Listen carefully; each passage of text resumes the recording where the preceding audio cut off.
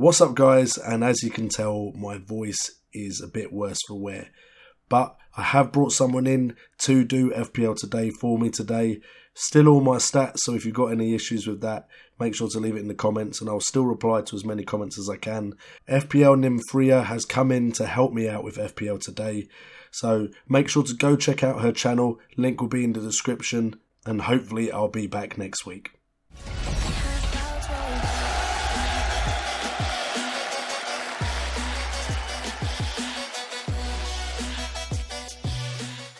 So what's up you guys, JNO here, oh no hang on wait that's not right, Nymfria here. JNO is unfortunately a little bit poorly at the moment and has lost his voice. So for today you have yourself a substitute teacher.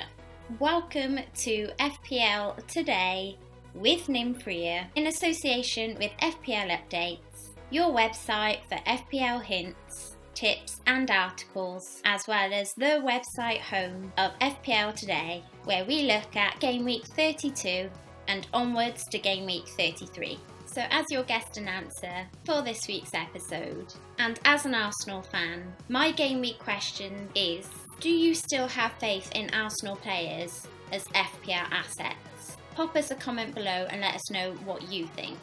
At this point, JNO fills you in on his points, so that's exactly what I'm going to do. JNO picked himself up 58 points for the game week, and that's just above average. Bear in mind, the poor dude has been ill. I think that's pretty good. The highest game week score was 144 points, with the total points being 1,804. His game week rank is just too many numbers for me to try and explain. You'll have all his information on his little graphics thingy on here somewhere, so you know. Personally, we don't need to rub this in any further to somebody like me who started 6 weeks in and has a community team. Overall rank 22,197, but he is 41st in his JNO Classic League, and in the FPL Updates writers rank, he's first. A little cheer for that, people, a little cheer for that. The FPL Classic League is number 1 on the FPL Updates website with a £400 prize. Details to join are in the description. In a second, just need to make some notes myself. Sorted. JNO's ranking that 603rd. So I've got it in my notes, so I have to mention it, but just like everyone else, or at least quite a few of us, JNO got in Valencia and it's hurt him pretty badly in the last few game weeks. Not the only one, dude. Feel you. With you there. With you. All of us who own him got a little bit stung by him not playing for Man United in the past game week. However, some of us, not naming any names, might have been me, did have Stevens in our team and he came in for Valencia. So, sorry dude. And Alexis Sanchez's recent move out to the left for Arsenal is hurting every FPL manager who owns Sanchez, as well as poor old JNO. Classic and head-to-head leagues were all reds, all holding across the board this week as damage limitation for JNO. Dream Team points was 130. So let's crack on with our players to talk about. Jagielka, Trippier and Shaw made up the three-man defence. Shaw looking like a straight swap for anyone owning Valencia. Again, taking notes. Trippier a less certain gamble though, with Kyle Walker due back from injury. Son was the star midfielder, with only Hazard from the most expensive players making the list. Zaha once again is starting to show some great form as a cheap 4th or 5th midfielder. Lukaku is still scoring points, but Zlatan looks in good form moving forward towards the double game week in 34. Our star player of the week is Heung-min Son. At 7.1 mil, Son got himself 2 goals, 1 assist, had 6 attempts with 2 shots on target. His MPC is 14.7 with a shot accuracy of 33%, a goal conversion of 33% and a 75% goal involvement. Will he still be in the team now that Kane is back?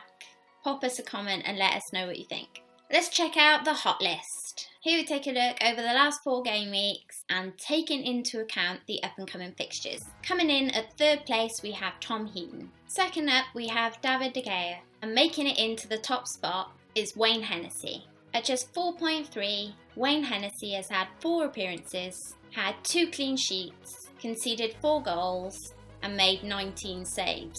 And with Leicester, Liverpool, Tottenham, Burnley, Man City, Hull and Man United, 2 of which of those will be a double game week, that's why Wayne Hennessy has made it onto the hot list.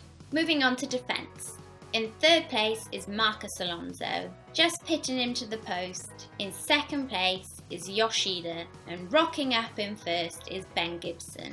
Ben Gibson is 5 mil, that's 4 appearances in the last 4 game weeks, has kept 2 clean sheets and conceded 7 goals. Ben Gibson in my personal team, just saying. Nice to hear he's on the hot list. Fixtures, Ben's fixtures. Gibson has Arsenal, Bournemouth, Sunderland, Man City, Chelsea, Southampton and Liverpool. Again, just like Hennessy, Gibson has a double game week against Bournemouth and Sunderland. So my suggestion is you guys just all buy him, get Gibson in your team and push his price up for me. Moving on to our midfielders. In 3rd spot we have Dele Alli. Bit shocked on that one, but alright, I'll go with it. Just pipping him to the post in 2nd place we have Eden Hazard, and rocking it up into 1st place is Wilfried Zaha. Oh yeah, I said it, Zaha is in 1st place above Dele Alli and Eden Hazard. Zaha is 5.8 and dead in form at the moment. That's 4 appearances in the last 4, 1 goal and 3 assists, 11 attempts and 2 on target, with 5 chances created. His fixtures are a little bit scary looking. Leicester, Liverpool, Tottenham, Burnley, Man City, Hull and Man United. But he does have a double game week, so bearing that in mind, that's why he's number 1 on the list. Next up is our strike force. In 3rd place we have one of my faves, one of my boyfriends, Sergio Aguero. And then in 2nd place we have Lukaku. I do rom, I do rom. And making it into the top spot we have Zlatan Ibrahimovic. Yeah, I don't have any songs for him. Has a nice man bun though. It's pretty good. Ibra is 11.4.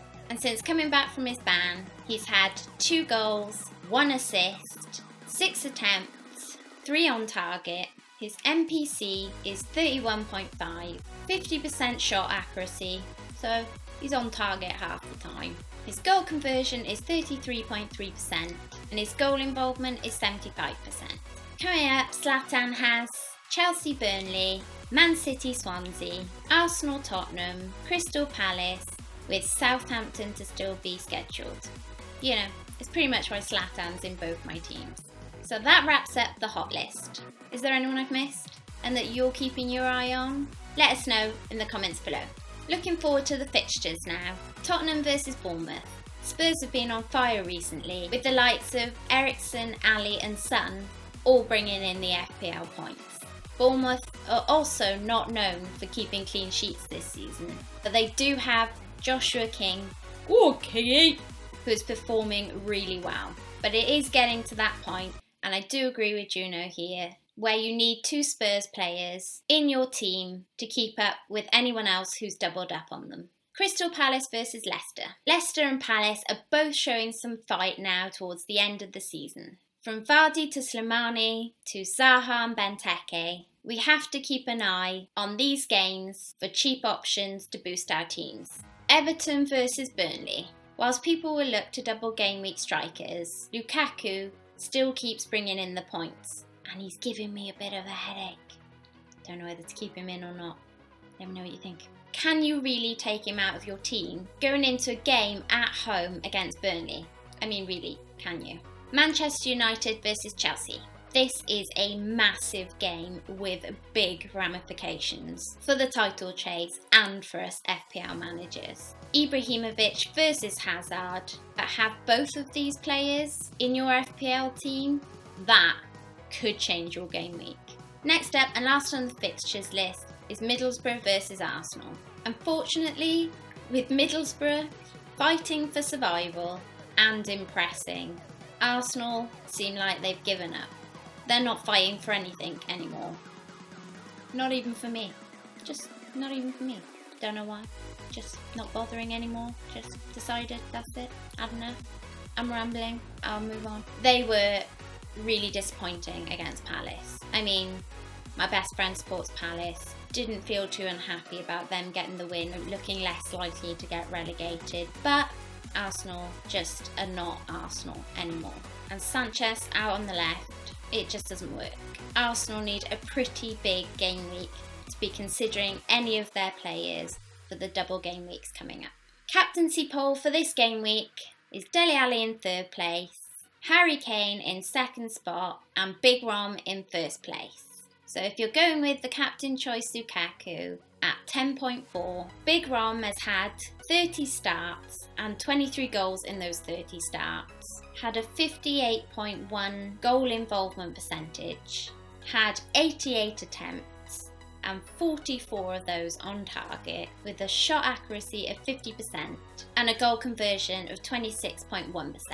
Is there anyone out there who doesn't have Lukaku in their team, or have you just sold him? Let us know in the comments below. Differential of the week is Heung-min Son. In the last 4 game weeks, he's got 4 goals and 1 assist, with an ownership of 7.1%, a 55.6% goal involvement, 16 attempts, 6 on target, an MPC of 17.4. The man is on fire, and how can Poch drop him? But he still remains a differential because nobody knows what Poch is going to do. Red herring is the fixtures list. With everyone preparing for the double game weeks, you could lose ground on preparing for them by picking up players with hard fixtures leading up to those double game weeks. So that is it, everybody. Thanks for watching FPL today. I've not been JNO United. I've been Nymfria. If you've enjoyed my perspective on things, you can catch me on YouTube at FPL Nymfria, and you can also hit me up on Twitter at Nymfria TV. As JNO would say, that is a plug.